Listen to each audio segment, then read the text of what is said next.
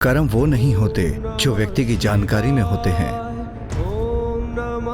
कई बार व्यक्ति से जाने अनजाने में भी कर्म होते हैं। व्यक्ति को उसका भी फल अवश्य मिलता है। इस संबंध में मैं आपको ऋषि करमदास की कथा सुनाता हूँ। कर्पूर गौरम करुणावतारम संसार सारम भुजगेंद्रहारम सदा वसंतम हृदयारविंदे भवम भवामी सहितम नमामि। ऋषिवर, यजामहे सुगंधिम पुष्टिवर्धनम प्रभु, प्रभु, प्रणाम प्रभु। मैं आपके दर्शन पाकर कृतार्थ हुआ प्रभु, कृतार्थ हुआ। ऋषिवर, मैं आपकी तपस्या से प्रसन्न हुआ।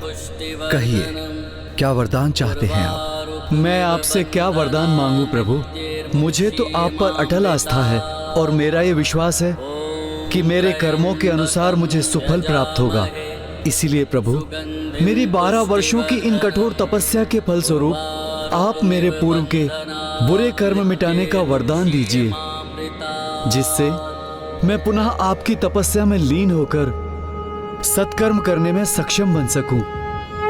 ऋषिवर, आप मुझसे जो वरदान मांग रहे हैं उस पर पुनः विचार कर लीजिए, क्योंकि मनुष्य के कर्मों के फल का निर्धारण मेरी इच्छा अनुसार हो, यही उचित है। प्रभु, मैं अपने कर्मों के आधार पर स्वयं को आपके धाम पहुंचाने के योग्य बनाना चाहता हूं। इसीलिए मेरी तपस्या के फल स्वरूप आप मेरे पूर्व के बुरे कर्म नष्ट करने का वरदान दीजिए, और फिर यदि कुछ कर्म शेष भी रह गए तो मैं पुनः आपकी तपस्या करूंगा।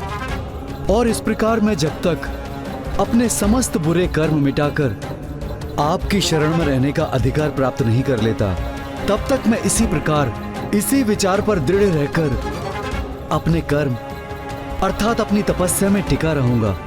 ऋषिवर, इसका परिणाम विपरीत भी हो सकता है। मैं कुछ समझा नहीं प्रभु। आप तो मुझसे अपने बुरे कर्मों को मिटाने का वरदान पाने पर ही अडिग हैं, जिससे आप पुनः मेरी तपस्या कर मेरे निकट पहुंच सके। किंतु यदि मैं आपके पूर्व के बुरे कर्मों को मिटा भी दूं, तो इस तपस्या की अवधि में आपने इस पर्वत को अपनी तपोशक्ति का भार सहने पर विवश कर इसे अपार कष्ट दिया है। इसलिए आपकी इस तपस्या की अवधि में आपसे हुए बुरे कर्म के फल को भोगने हेतु आपको इस पर्वत को 12 वर्षों तक अपने शीश पर धारण करना होगा। जो आज्ञा प्रभु।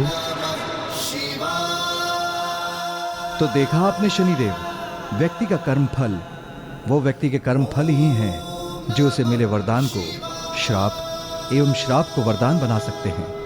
किसी को दंड या फल देते समय आपको इस सत्य का भी सदा स्मरण रखना चाहिए। मैं समझ गया प्रभु, ये आपका दंड नहीं अपितु ये तो वरदान है मेरे लिए।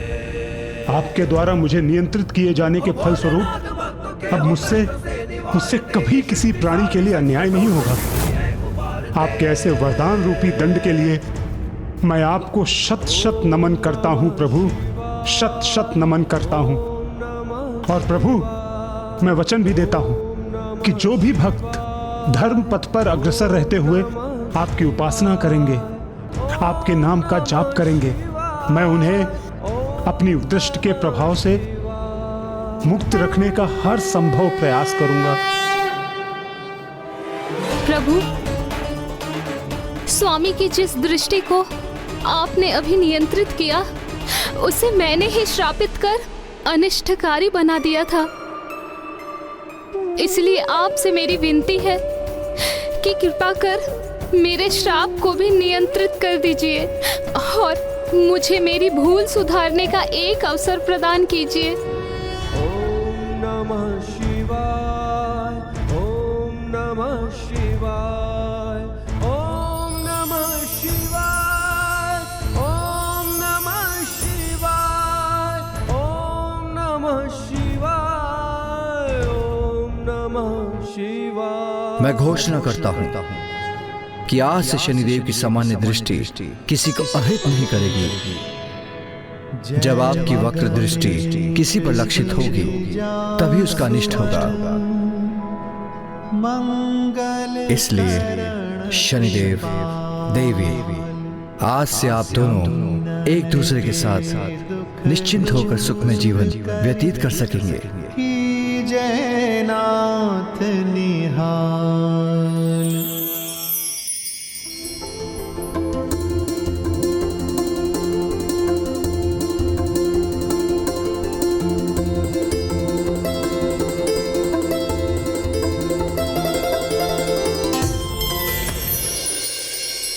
प्रभु पिपलाद की जय। प्रभु पिपलाद की जय। ओम नमः आज जय जयकार तो यहाँ शनिदेव की होनी चाहिए। आज के पूर्व शनिदेव की दृष्टि पर नियंत्रण अवश्य नहीं था, नमः शिवाय। किंतु इन्होंने कर्म की प्रधानता से कभी मुख नहीं मोड़ा, कभी किसी के साथ किसी प्रकार का पक्षपात नहीं किया। कर्म फलदाता होने के नाते अपने कर्मों से कभी पीछे नहीं हटे। ऐसे देवता तो ईश्वर के समान उपाधि पाने के योग्य हैं।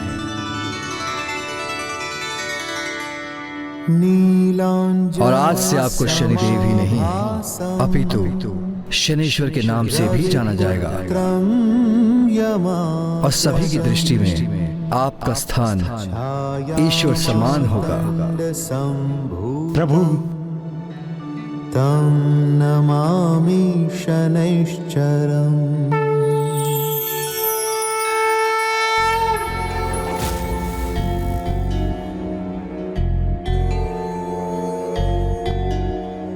यः पुरा नष्ट राज्याय नलाय प्रददौ किल स्वप्ने तस्मै निजं राज्यं स मे सौरिः प्रसीदतु। केशनीलाञ्जन प्रख्यममन चेष्टा प्रसारिणं छाया मार्तण्ड सम्भुतं नमस्यामि शनैश्चरम्।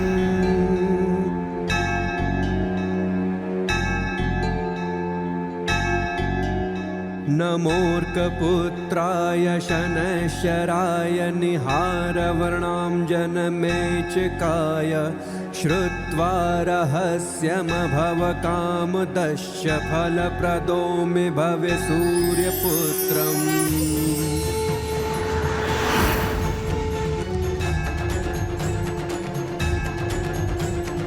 नमस्ते मन्दसंज्ञाय शनैश्चर नमोऽस्तु ते प्रसादं कुरु देवेश दीनस्य प्रणतस्य च।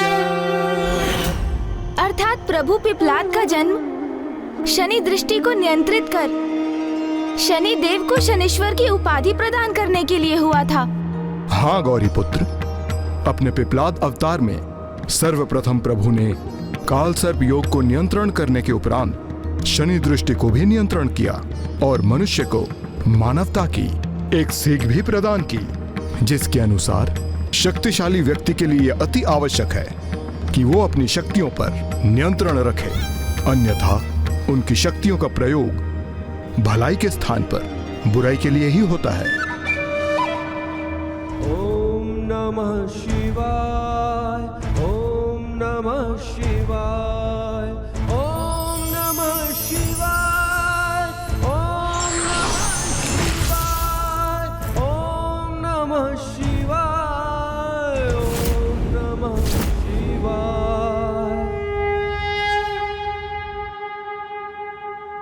प्रणाम प्रभु। कल्याण हो।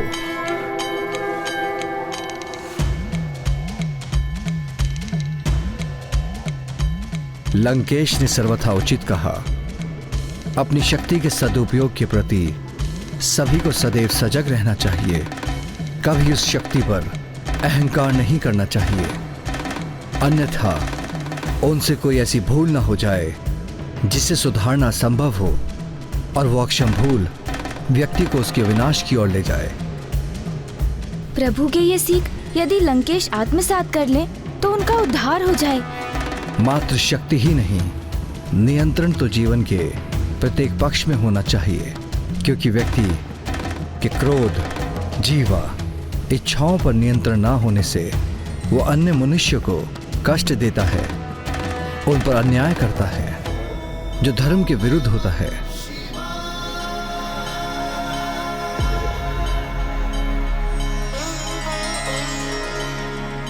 और उचित धर्माचरण तो यही है जिससे व्यक्ति ईश्वर एवं स्वयं को आनंदित तो रखे ही, किंतु उसका व्यक्तित्व तो ऐसा भी होना चाहिए जिससे संपूर्ण संसार को सुख प्रदान कर सके। इसका ध्यान सभी को सदैव रखना चाहिए।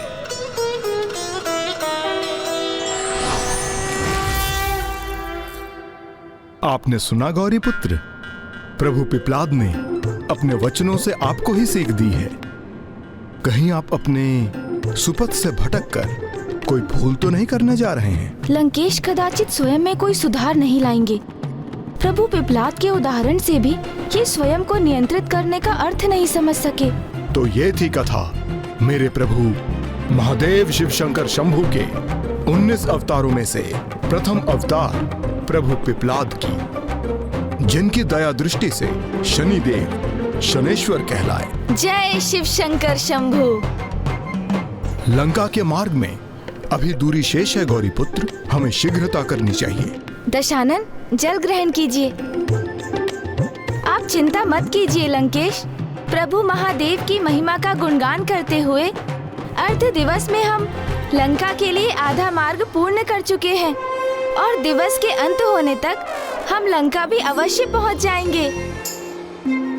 बस आप इतना कीजिए कि प्रभु शिव शंकर के अवतारों की कथा सुनाते रहिए।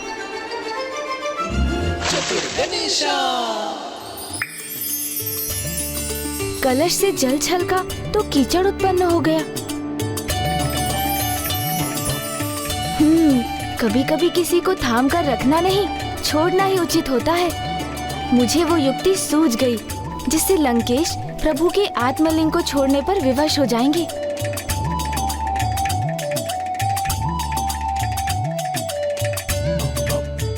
और अपना ये उद्देश्य कदाचित इस कलश को छोड़ने से ही प्राप्त कर सकूंगा मैं।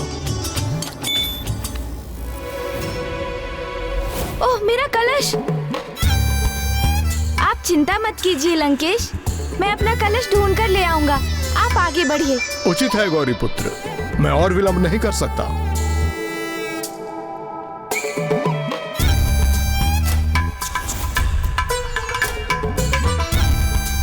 ये रहा मेरा कलश और मेरी युक्ति के अनुसार इससे जल भी प्रवाहित हो रहा है।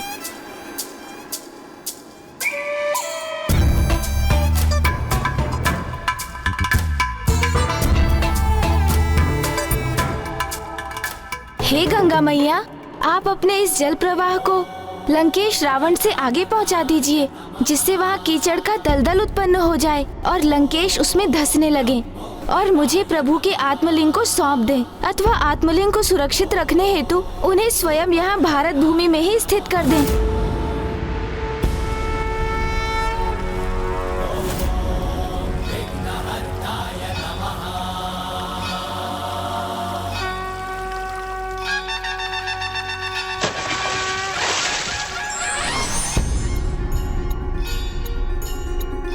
मेरा अनुरोध स्वीकार करने के लिए आपको शत-शत धन्यवाद गंगा मैया।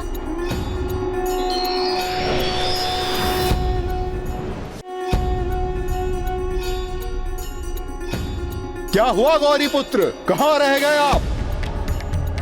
अपना कलश नहीं ढूंढ पा रहे क्या?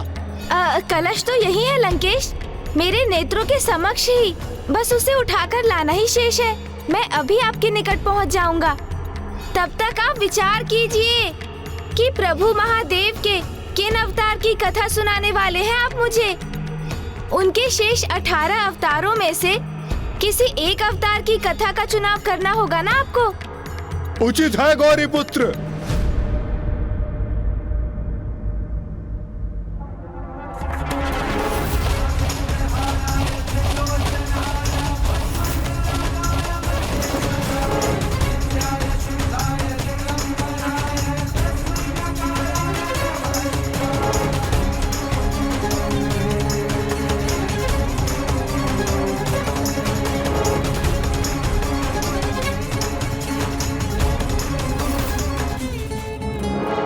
लंकेश प्रभु के विचारों में ऐसे खो गए हैं कि उन्हें ये भी ध्यान नहीं है कि वो दलदल की ओर बढ़े जा रहे हैं।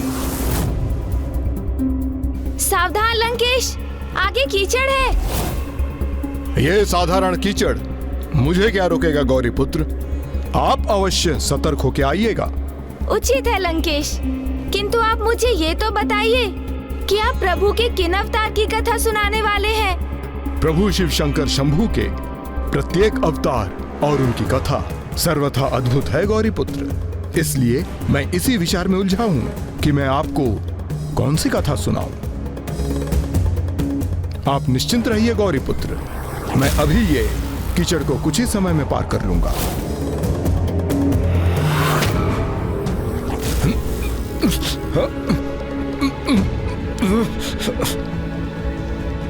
आप चिंता ना कीजिए गौरी पुत्र, मैं अपने पौरुष से और अपने बल के आधार पर इस साधारण कीचड़ को सरलता से पार कर लूंगा।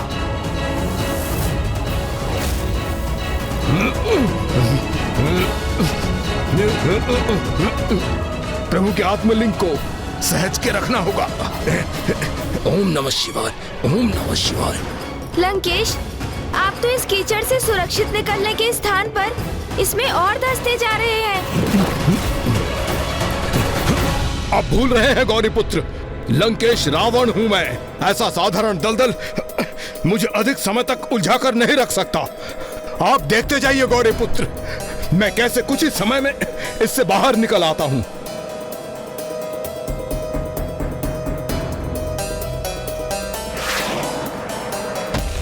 क्या मैं आपकी कुछ सहायता करूं लंकेश? नहीं गौरी पुत्र, मुझे आपकी सहायता की आवश्यकता नहीं है। लंकेश, मेरा एक सुझाव स्वीकार कीजिए।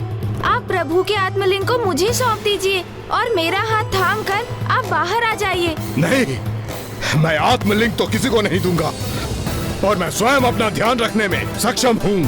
हट मत कीजिए लंकेश, प्रभु पिपलाद के उन वचनों का स्मरण कीजिए जब उन्होंने कहा था कि हमें ये सीख भी अवश्य प्राप्त करनी चाहिए कि कब किसे थाम कर रखना और कब उसे छोड़ देना उचित होता है। मुझे भली भांति स्मरण है गौरी पुत्र, किंतु ये अभी छोड़ने का समय नहीं है। मुझे पूर्ण विश्वास है गौरी पुत्र, मैं इस दलदल से अवश्य बाहर निकलूंगा और यदि किसी कारण ऐसा नहीं हुआ तो मैं अपनी अंतिम श्वास तक प्रभु शिव शंकर शंभू के आत्मलिंग को स्वयं से कदापि विलग नहीं करने दूंगा। लंकेश, ये दलदल तो संकटमय प्रतीत हो रहा है, इसलिए मैं पुनः कह रहा हूँ आपसे, आप प्रभु के आत्मलिंग को मुझे सौंप दीजिए और मेरा हाथ थामकर मुझे आपको इस दलदल से बाहर निकालने में सहायता करने दीजिए। अन्यथा आपका ये हट आपको और प्रभु के आत्मलिंग को क्षति पहुँचाने का कारण बनेगा। भले ही मेरे ऊपर कैसा भी संकट आ जाए, मैं कदापि विचलित नहीं होऊंगा गौरी पुत्र। और अब ये आत्मलिंग लंका पहुंचने के उपरांत ही मेरे हाथों से नीचे उतरेगा।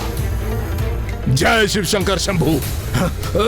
इस दलदल के कारण असफल होना स्वीकार नहीं है मुझे। मैं प्रभु के आत्मलिंग को लंका पहुंचा कर ही रहूंगा। इसे इनकी निष्ठा कहूँ अथवा हट, यदि ऐसी एकाग्रता से कोई धर्म का कार्य करे तो वो तो संसार का महान धर्मात्मा बन जाए। लंकेश, मैं आपसे पुनः एक बार अनुरोध कर रहा हूँ, मुझे आपकी सहायता करने दीजिए। आत्मलिंग को मुझे सौंप दीजिए आप।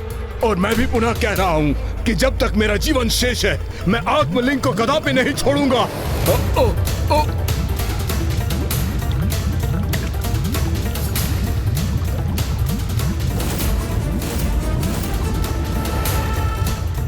इस अवस्था में तो कहीं लंकेश के प्राण ही संकट में ना आ जाए।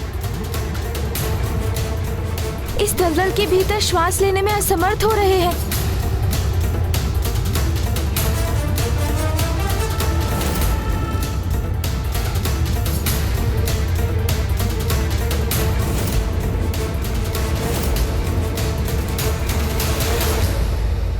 कहीं प्राणवायु से वंचित हो जाने के कारण वो अपने प्राण ही ना खो बैठे।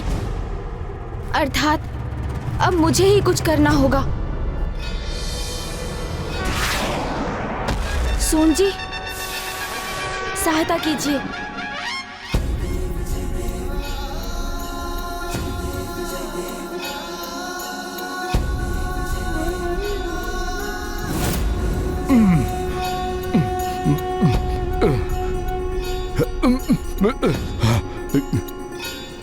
अपने प्राणों की चिंता किए बिना अपने लक्ष्य के प्रति अटूट निष्ठा एवं एकाग्रता का प्रदर्शन कर लंकेश ने एक बार फिर मुझे इनका विघ्नकर्ता बनने के स्थान पर विघ्नहर्ता बनने पर विवश कर दिया। आपको इस कीचड़ से तो बाहर निकाल दिया मैंने लंकेश, अब इस कीचड़ को भी आपसे विलग करने की अनुमति दीजिए मुझे।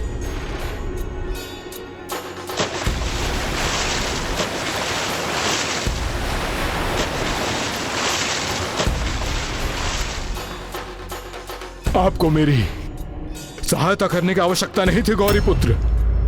मैं इस दलदल से स्वयं ही बाहर आ जाता, चाहे मुझे उसके लिए इसमें सदियां ही क्यों ना बितानी पड़ती।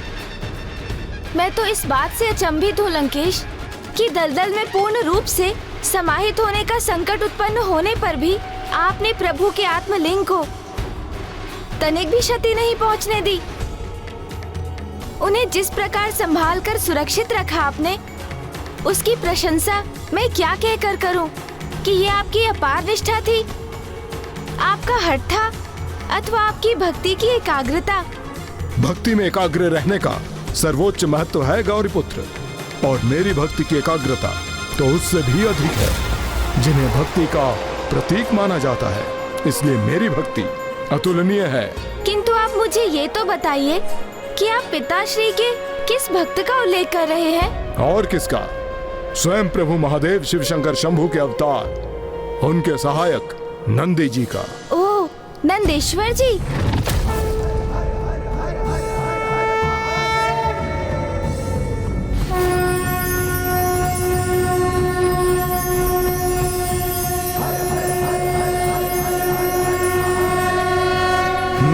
फिर तो आप अगली कथा उन्हीं की सुनाइए लंकेश। गौरी पुत्र, प्रभु शिव शंकर शंभू के और भी तो अन्य अवतार हैं। नंदी जी की कथा के पूर्व आप उन अवतारों की तो कथा सुन लीजिए।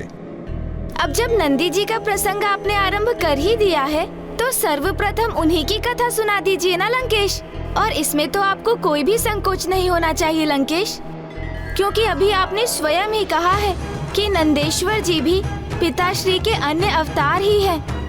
विचित्र बात है गौरी पुत्र, जिस प्रकार आप नंदी की कथा सुनने के लिए आतुर हो रहे हैं, उसी प्रकार एक समय में मेरे प्रभु महादेव शिव शंकर शंभू अपने इस अवतार के लिए आतुर हो रहे थे। अच्छा, किंतु क्यों हुआ था ऐसा लंकेश?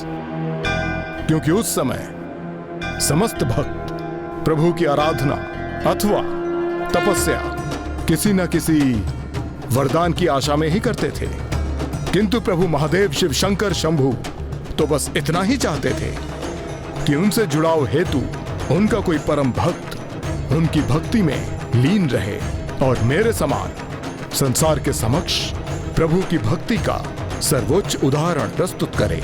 किंतु दुर्भाग्यवश उस समय मेरा जन्म ही नहीं हुआ था। किंतु इससे नंदी जी की कथा और उनके अवतार का क्या संबंध है? प्रभु महादेव शिव शंकर शंभू को मेरे समान परम भक्त का साथ प्राप्त हो, इसलिए नंदी जी को अवतार तो लेना ही था, क्योंकि वो पूर्ण समर्पण भाव से एकाग्रचित्त होकर प्रभु की निस्वार्थ भक्ति का उदाहरण देने जा रहे थे। किंतु वो एक ऐसे परम भक्त का साथ पाने के लिए प्रभु महादेव शिव शंकर शंभू का तत्पर होना आपकी माता के रोष का कारण बना।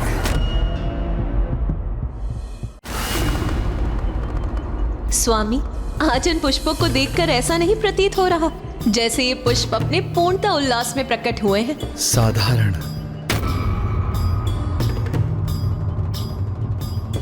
स्वामी को ये पुष्प मात्र साधारण ही प्रतीत हो रहे हैं। आज का दिवस मुझे अन्य दिवसों से भिन्न प्रतीत हो रहा है ना स्वामी? शांत।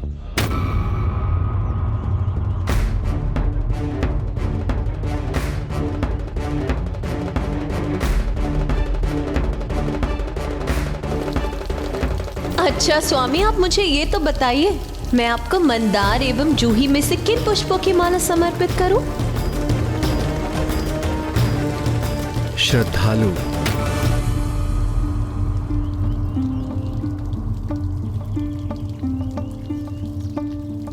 मेरी उत्सुकता शांत करने की कृपा कीजिए स्वामी। आपको कौन अधिक प्रिय है, मैं अथवा ये पुष्प? कोई ऐसा जो सबसे भिन्न हो, भिन्न हो? संपूर्ण जगत में सबसे विशेष।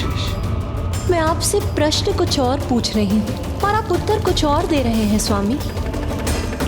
स्वामी, आप मुझे ये तो बताइए कि आपको क्या हुआ है, किस विचार में डूबे हैं आप? साधारण, शांत, श्रद्धालु, भिन्न, क्या अर्थ है इनका? मुझे ज्ञात नहीं कि मैं कैसे कहूँ, कैसे समझाऊं आपको मैं किसके विचित्र विचारों में लीन हूँ। आपके मन में जो भी है आप मुझे नहीं तो किसे बताएंगे स्वामी? इसीलिए आपके मन में जो भी विचार है मुझे बताने की कृपा कीजिए। मुझे ज्ञात नहीं कि मैं आपको अपना अनुभव कैसे समझाऊं।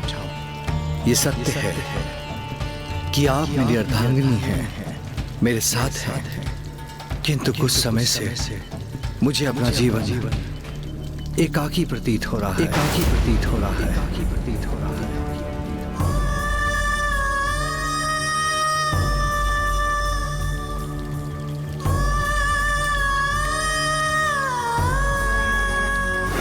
ये मेरा कैसा दुर्भाग्य है कि मैं उनके साथ हूँ, फिर भी मेरे स्वामी को ऐसा आभास हो रहा है जैसे वो सर्वथा एकाकी है। क्या अन्य किसी के साथ भी ऐसा हुआ होगा? क्या देवी सरस्वती का सानिध्य प्राप्त होने पर भी ब्रह्मदेव को कभी ऐसा आभास होता होगा? नहीं, मुझे पूर्ण विश्वास है उनके साथ ऐसा कदापि नहीं हुआ होगा।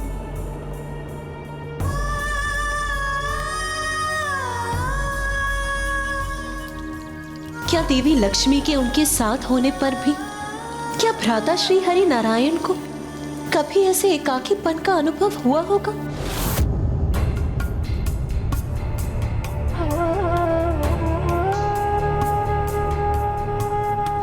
यदि उन्हें उनके जीवन में किसी अन्य की रिक्तता का आभास हो रहा है तो मैं भी उनके लिए पुष्प एकत्रित कर उनके लिए माला क्यों बनाऊं?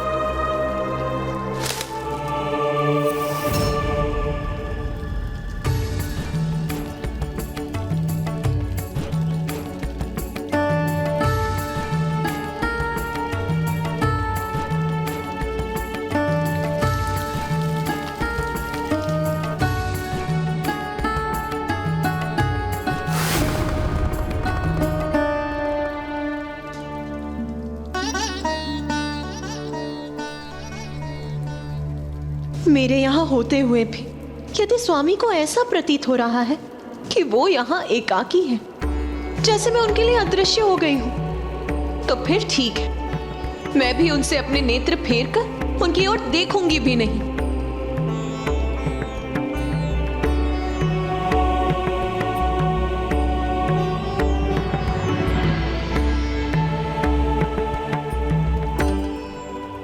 मैं ये पुष्पमाला बनाऊंगी अवश्य, किंतु ये मैं उन्हें समर्पित नहीं करूंगी। एक पुष्प भी भेंट नहीं करूंगी मैं उन्हें। अपने वचनों से तो वो अपने भीतर का रोष प्रकट कर रही हैं, किंतु उनके हृदय में महादेव के लिए मात्र प्रेम ही है। यही तो है उनके प्रेम की सुंदरता कि अपने रोष की इस अवस्था में भी अपने आप को प्रभु की सेवा करने से कहाँ रोक पा रही हैं वो।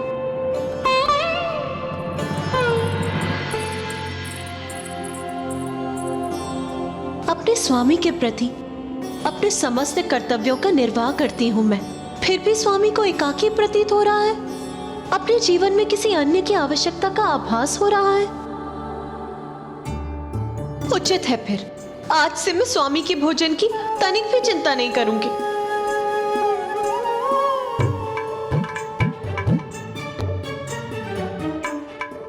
बस जो खीर उन्हें प्रिय है बस वही बनाऊंगी, और कुछ नहीं।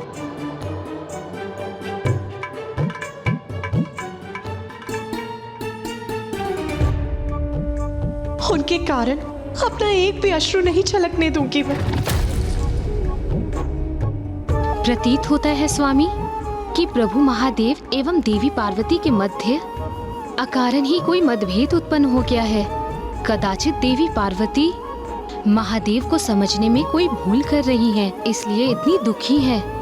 इसलिए मुझे उनके निकट जाकर उन्हें समझाना चाहिए, क्योंकि देवी पार्वती तो जगत जननी है। इसलिए यदि वो दुखी हो गई तो उनके दुख से प्रभावित होके उनके साथ समस्त सृष्टि भी जैसे मुरझा जाएगी।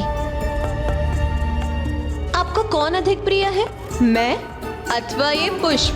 कोई ऐसा जो सबसे भिन्न हो।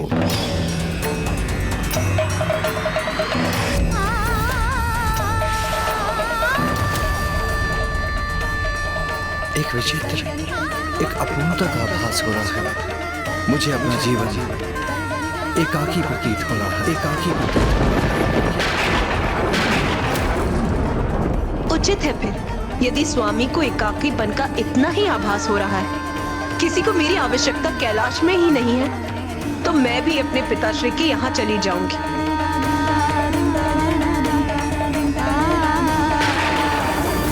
देवी पार्वती जब प्रथम बार कैलाश से इसी प्रकार गई थी तो इसका अत्यंत ही भयावह परिणाम सबके समक्ष प्रस्तुत हो गया था। चिंतित हूँ कहीं इस बार भी उनके कैलाश से चले जाने पर कोई विनाशकारी परिणाम ना प्रकट हो जाए।